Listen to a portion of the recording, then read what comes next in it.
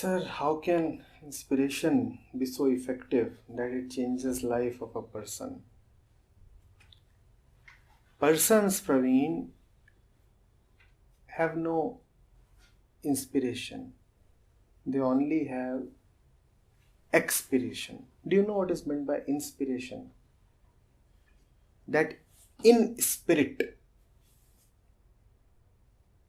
your very core, when it arises from there, only then it can be called an inspiration. In spirit. Are we ever inspired? Really? No. We keep expiring. That is why the saints have said that you die 1,000 deaths before you physically die. Because we always expire. Inspiration means when you really know, not when you have heard, read, or thought about it, and it has stopped at that. The person is made up of the world. He can have no inspiration. He has nothing actually that can take control of him and comfort him and relax him. He is always at the mercy of the outside, buffeted by and in between 1,000 forces. Because a person is asking this question, that is why the person is asking, how can inspiration be so much, or whether inspiration can be so much? All this is the lexicon, the tongue of the person. In the wiring of the person, there are only movements and processes and reaching and doubts. So he will firstly ask whether, and then he'll ask how.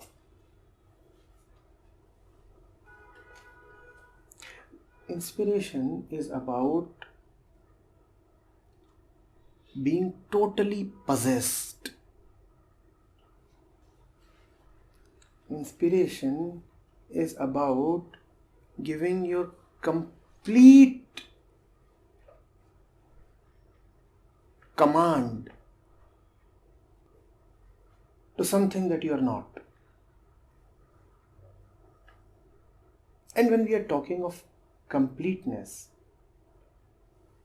then it cannot happen in doubt. Doubt means 100% cannot happen. Doubt means something will be reserved. Inspiration is not for those who ask for why and how. Inspiration is when you drop all this mental veneer and allow yourself to roam naked. Inspiration will not tell you what to do in your current circumstances. That is what we are looking for, and that is the answer we often do not get, right? We say, my inner voice is not guiding me.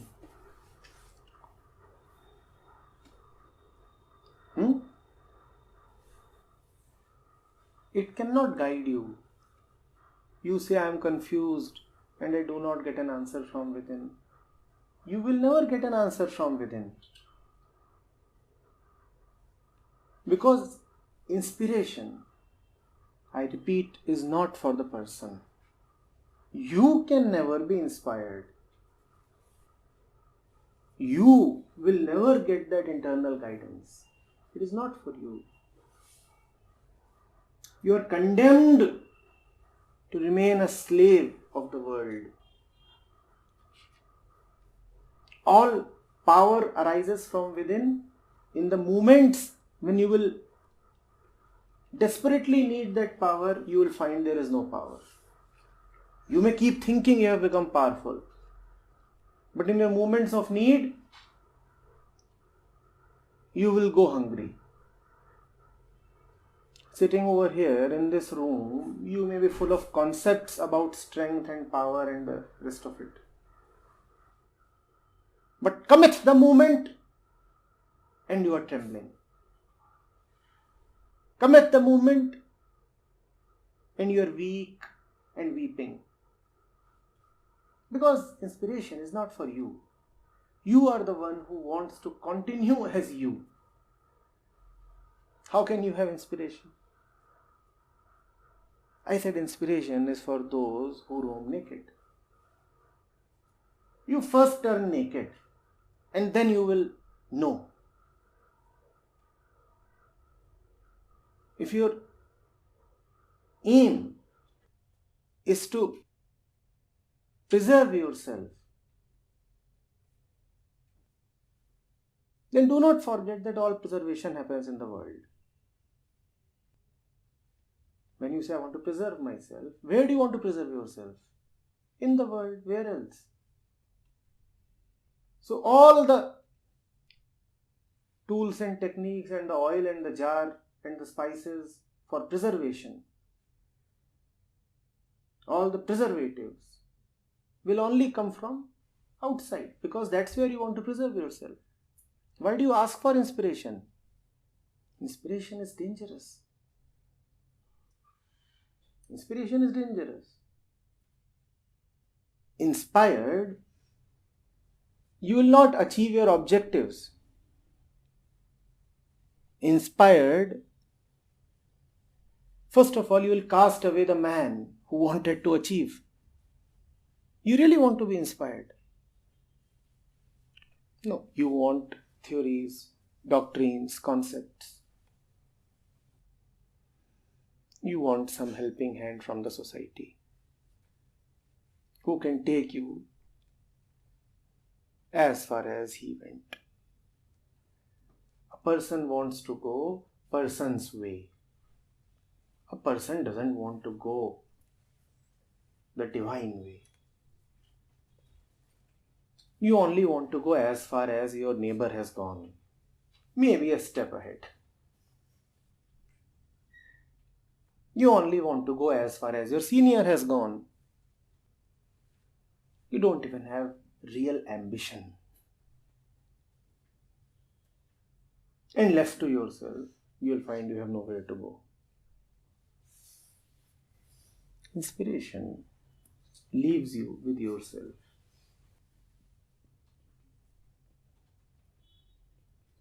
Inspired men do not have real ambition. What is this ambition, real ambition? To go as far as is possible for a human being. Do you know how far a human being can go?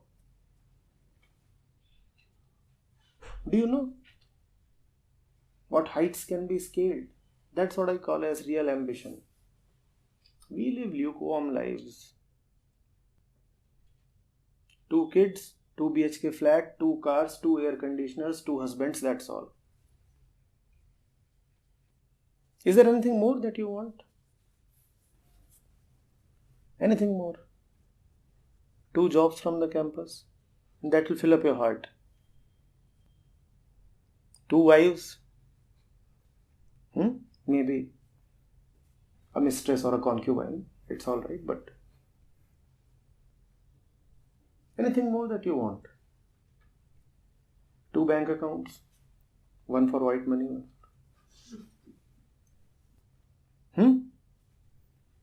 2 flats? 1 for living, 1 as an asset? Anything more that you want? You don't have any ambition.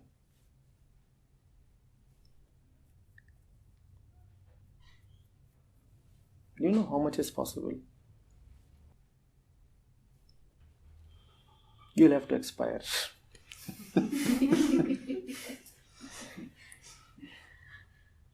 Really expire, not in the sense of being influenced from outside. And how much you are besotted, how deeply you care for your 2 pairs of slippers. 24 hours you are preoccupied with thinking about these things, are you not? My 2 husbands, my 2 kids, what to do with them. Is there anything else that fills up your mind? Honestly. Your 2 jobs, 2 kids, 2 houses, 2 cars, 2 pairs of slippers, 2 pairs of undergarments. Anything else that fills up your mind? That's the extent of your living. You think you live? Is that all to living?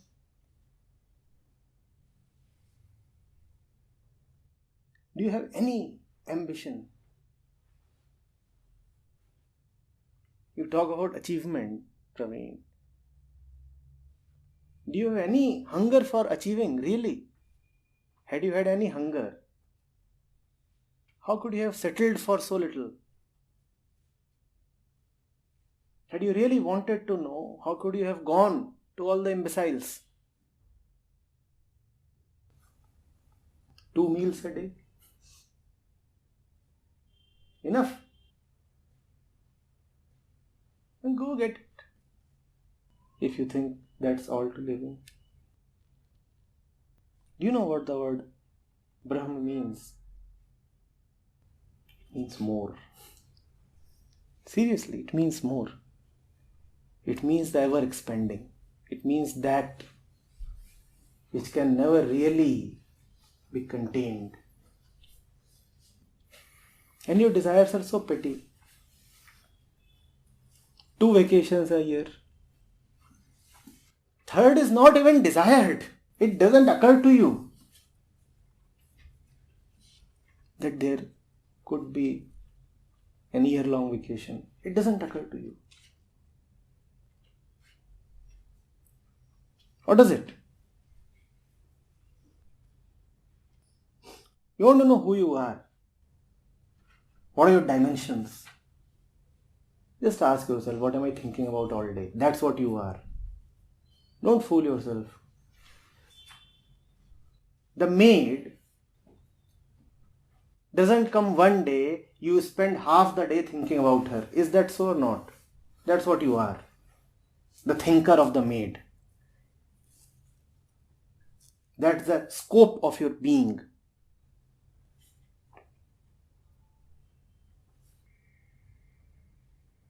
The kid is unwell for 2 hours and you do not know which way to go. That's what you are.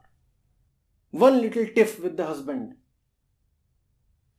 and you're totally shaken up. Thinking about it for 2 days. That's what you are.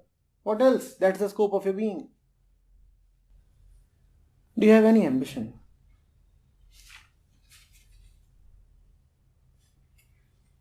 Tell me, what is it that you have been thinking of? Half of you are thinking about this tea that is kept here. That is the breadth and depth of your being. The radius of the cup and the depth of the cup. Yes. And if that cup has liquor, you'll think about it for 2 days and weep your heart out. That's the depth of your existence. Have you ever thought of what all fills you up, shakes you up, dominates you? Have you ever seen that? Take today as an example. From morning till now, what have you been thinking of? What have you not been thinking of? Taxi charged you 50 rupees extra and you think about it for half an hour. Which dress to wear? At least 15 minutes. what food to make. That fills your mind up for 4 hours a day. Somebody has said a few things to you and you remember it for 2 months. That's what is life. Will inspiration allow you to remain this way? Yes. The inspired man forgets this rubbish. And because this rubbish is what we are, the inspired man actually forgets himself. That's what I meant when I said that he allows himself to be possessed. His world is different. His topics are different. His attention is different. He is not thinking about the things that you keep thinking of. He is here. He is never somewhere else. He has no topic really to think of.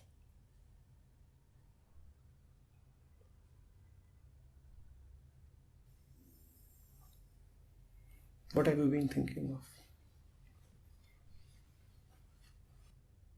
What do you keep thinking of? Sir, do we need any source to inspire us? Because whatever you have said, I concluded this thing that inspiration comes from inside. You do not need any source outside of you for inspiration, because inspiration is totally yours. Any source outside of you can have just one utility: to cut you off from all other sources outside of yourself. Nobody brings you back to yourself because you are already there. And remember this. But because you are attached to and captivated by 1,000 sources outside of yourself, another external source can have only this much utility. What is the utility? To cut you off from everything that is external. He cannot give you anything that is internal. It is impossible. He can never inspire you because inspiration is yours. But he can tell you that you are mistaken. He can tell you that you are too attached to your roles. He can tell you that you have ventured too far away and now you are almost lost. He can tell you must go back. But he cannot give you a house. Why? You already have a house. And he doesn't have a spare one.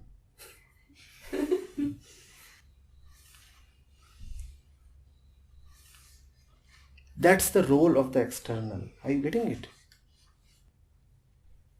The day there is nothing to cut you off from, the external is left with no utility either. The day your madness disappears, the teacher also disappears.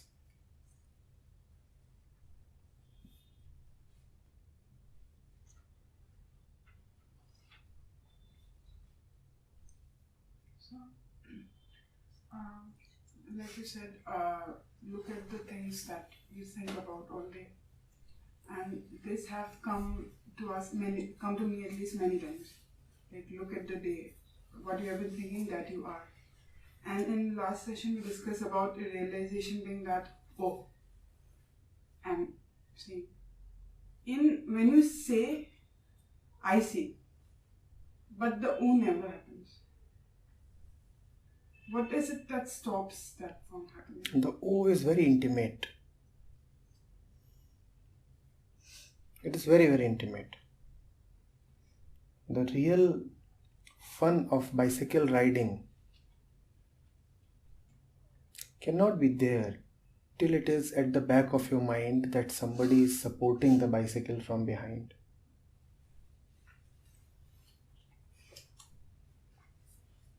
The fellow might not actually be supporting.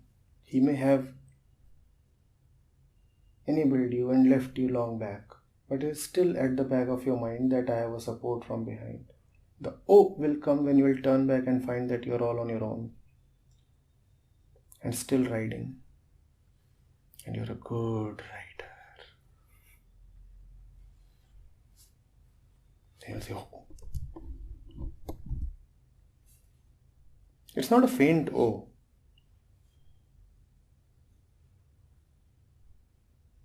It's a very visceral O, arising right from your guts, from here. Oh.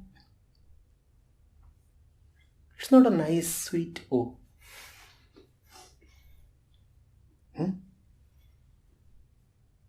So look back and see that you are on your own. You have always been on your own. There is nobody supporting your bicycle. So nobody can actually make you fall off. You are already on your own. You're just imagining that a lot of other people are there to support you. By thinking that you are being supported,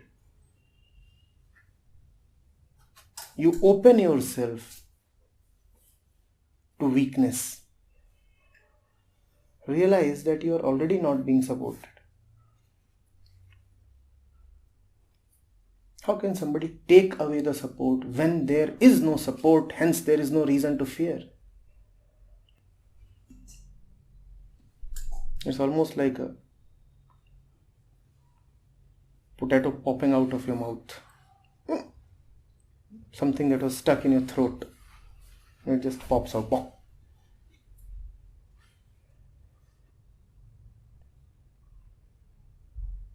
Whatever I am saying is not very useful at all. Fact of the matter is you already know all this.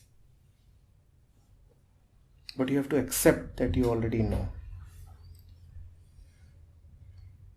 Till the time you keep thinking that here is some authority with some special ability or knowledge dishing it out to you, you will comfortably hide behind your concocted ignorance. You make me special so that you can comfortably remain a juvenile. You can very comfortably claim that, I'm not yet there, so. Or I don't understand. Yeah, he talked about freedom, but because I don't understand freedom, so how can I act free? You'll have to accept that you understand everything. For that, you'll have to look back over your shoulder and see that there is nobody. And there is the way ahead. Long way ahead. You have to ride on your own, all on your own. Right? There is no teacher behind you. Teachers actually don't exist. You are on your own.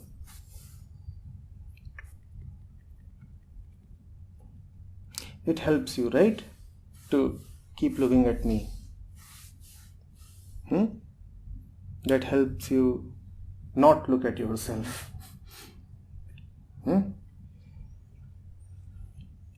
Actually, a few days back, I suddenly was saying that I open Facebook, I see you.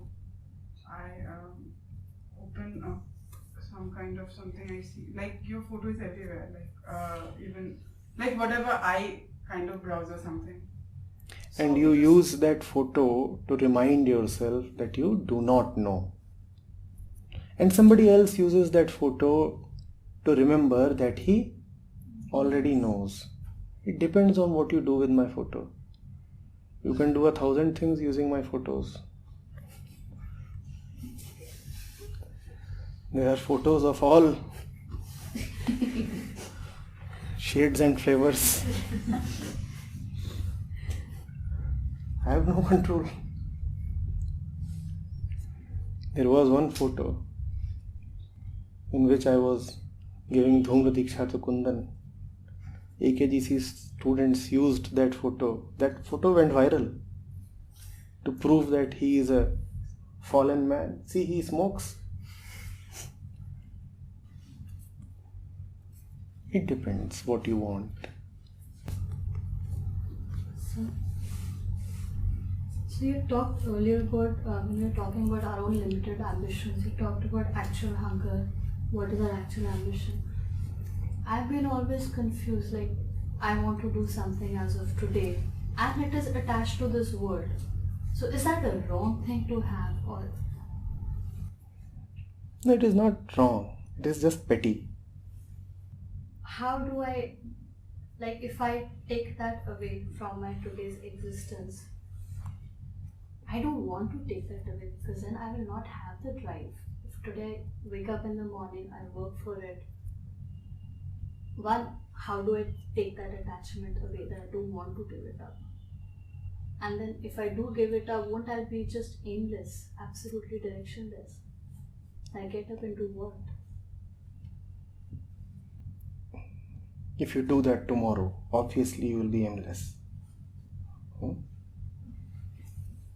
And that won't be a good feeling.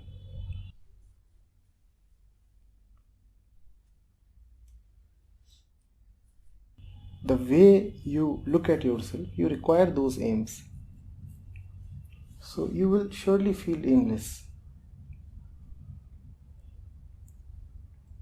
But at the same time, how does it feel to be with aims? I'm very discontented till the time I don't get it. And once I get it, then my aim or objective, I'm talking about me as a person, shifts to something else and I'm again discontented. So what continues? I'm always discontented. Discontentment. Yeah. That continues. Yes. So why move around so much? Why exert yourself so much? If discontentment is all that continues, then just sit and remain discontented. I feel better, at least I'm trying, or I've achieved one thing and then move to something. Knowing fully well that it all amounts to nothing. Maybe that's how I measure my worth. So it's an apology. Right? Knowing fully well that I do not know the answer to a question, I write a story. Hoping something might come to me out of this. Well, I know out of my understanding, and I know even from experience that it means nothing.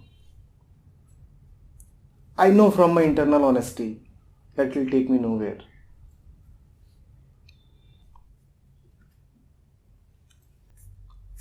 We are addressing that.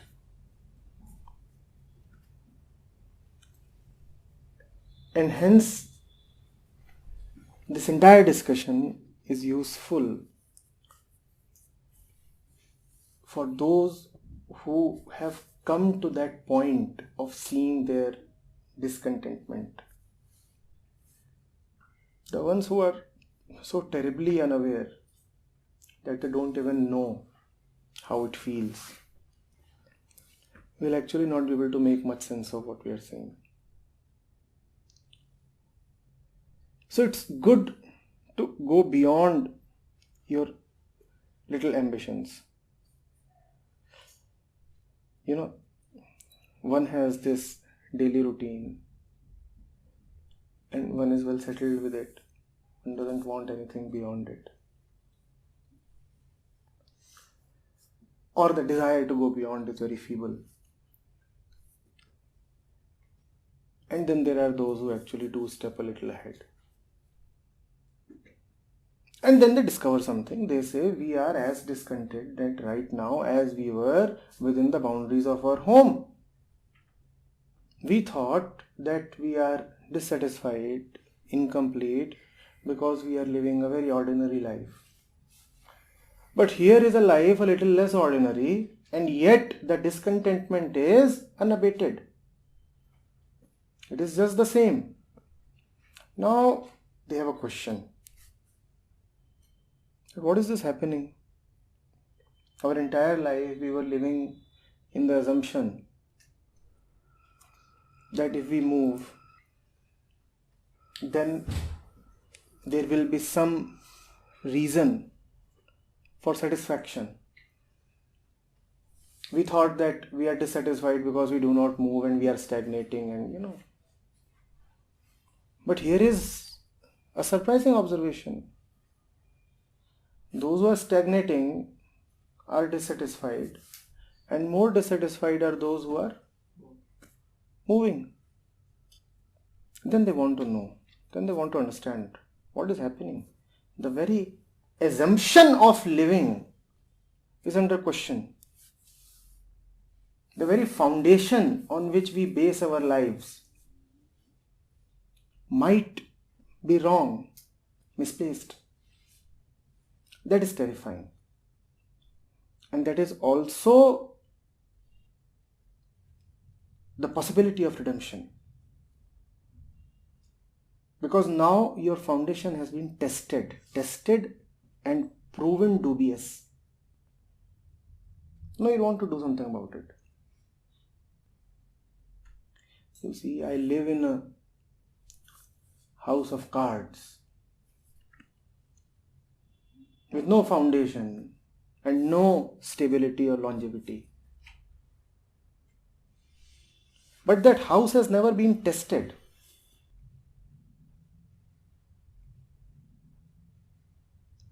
A cyclone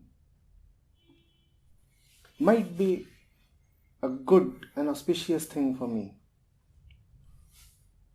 It tests my house, and my house is my life.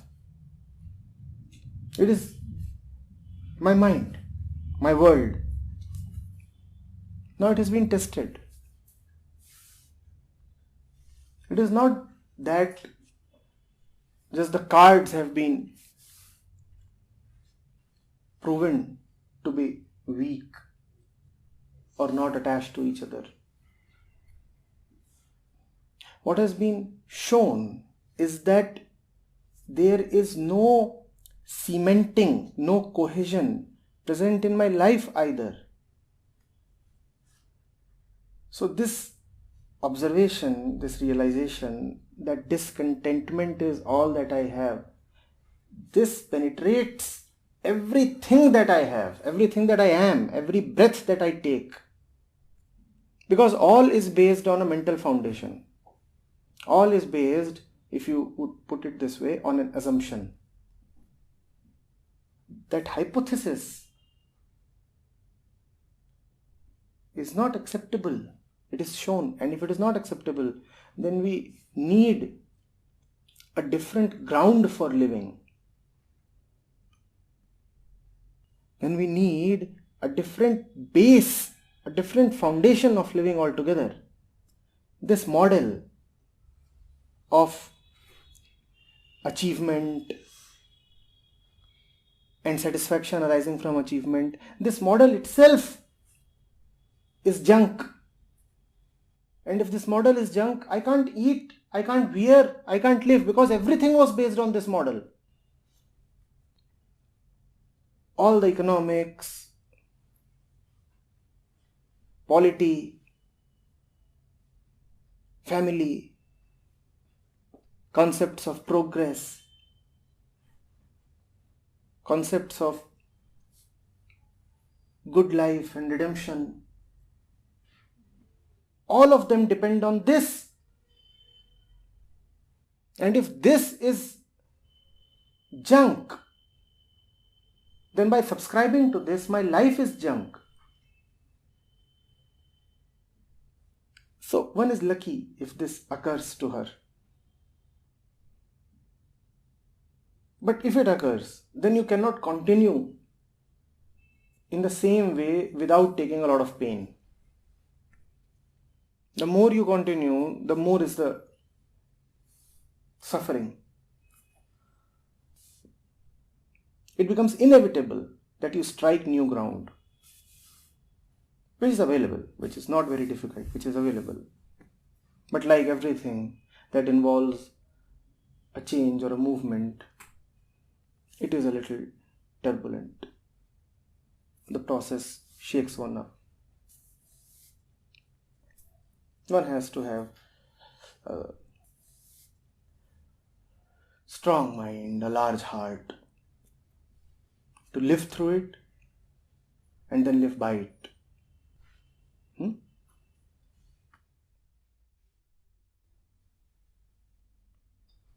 In the question, in the continuation of this question, there is something which is in the life is essential and non-essential.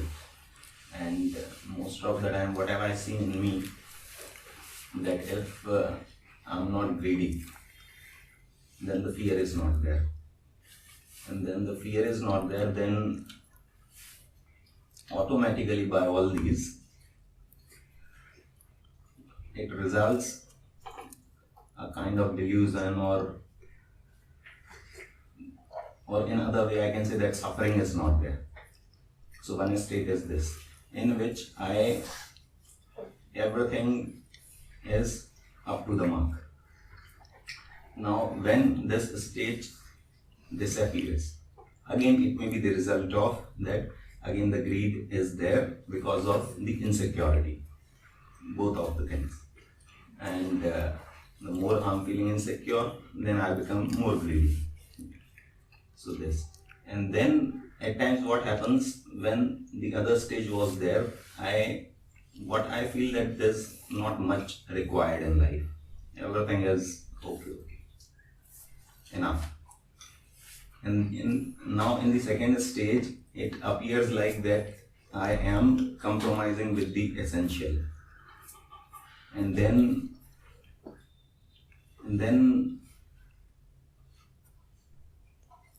वो जो एक और बड़ा comparison पैदा हो जाता है कि एक जो पहली वाली स्टेज थी वो बिल्कुल अलग थी, और अब तो वो एक डाउनवर्ड ऐसा लगता है कि एकदम सब सूखा सूखा हो गया.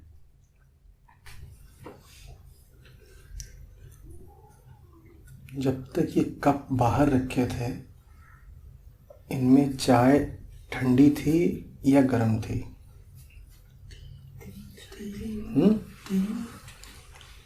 जल्दी बताइए.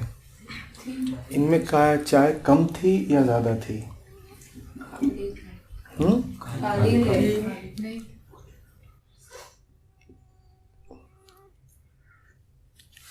कप में चाय कम कब होती है? जब होती है.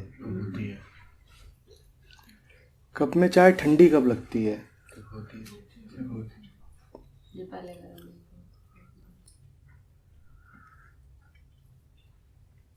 सब्जी सूखी कब लगती है?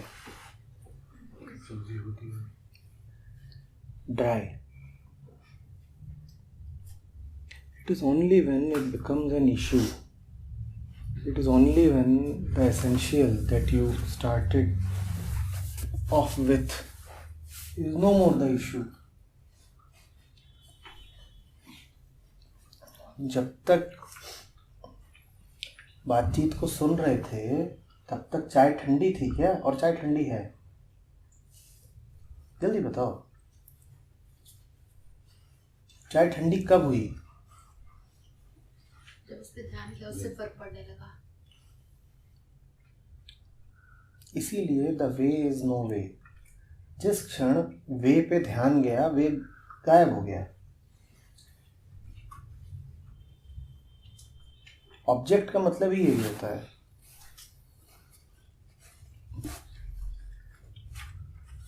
कि अब वो बुरा लगेगा एग्जैक्टली इसीलिए क्योंकि उस पे ध्यान चला गया है. बुराई ऑब्जेक्ट में नहीं है, बुराई इस बात पे है कि ध्यान उस पर गया क्यों. Truth, spirituality are not there to give you nice and better dreams. Previously, my dreams used to be dry. No, that's not a good example.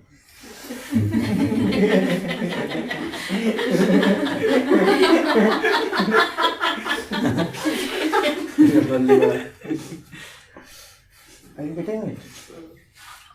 They have to wake you up.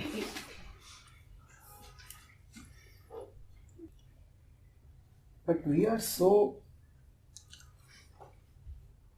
surrounded with experiences that even the worth of this is measured only as an experience. How do I feel about it? You may feel miserable about it. How does it matter? It's your problem. Somebody says, you may use my photo for anything. That is your problem. You may keep thinking of the tea. It is your... These are not meant to be experiential things, because experience is all yours. Have we not said 1,000 times that your experiences are nothing but your own self? That is why experiences are different. How you feel upon coming in contact with the truth is a non-issue. In fact, if you have started feeling, then that is an issue. The content of the feeling is immaterial. The arousal of the feeling is a danger sign. You may feel very good upon attending the session. Danger. Why did you feel? Why did you feel? And you may feel very disturbed upon attending the session. That again is a danger sign. Not that you felt disturbed, but that you felt at all. Why did you feel? Not that you will not feel at all. Why did you give weightage to the feeling? Why did you think that the feeling is important? On one hand, you talk of the essential, and then you talk of your feelings. Do you know what is important? Do you know what is important? The kid is given a shot, an injection in his arm. What does he do? Cries. He cries. The adult is also given an injection in his arm. Does he cry? Because to the kid, all that is important is the feeling, the experience. He doesn't like the experience. Something is piercing my body. I don't like the experience. He has nothing to do with the fact of it. It is a medicine. The adult also feels the same pain, right? Not that he doesn't feel violated. His skin is again pierced. But does he give weightage to the feeling? Does he give weightage to the feeling? Now we have an adult who is given a shot and he starts dancing. And he says, Immune to everything.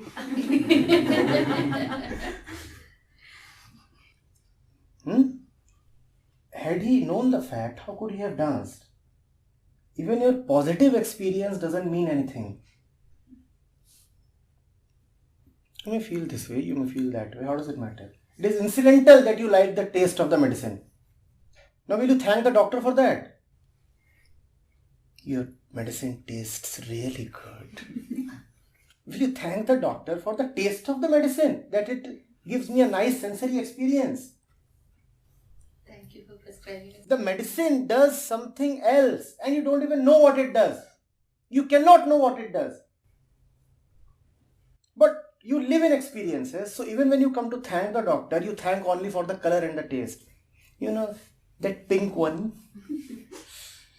that helped me choose the paint for my walls.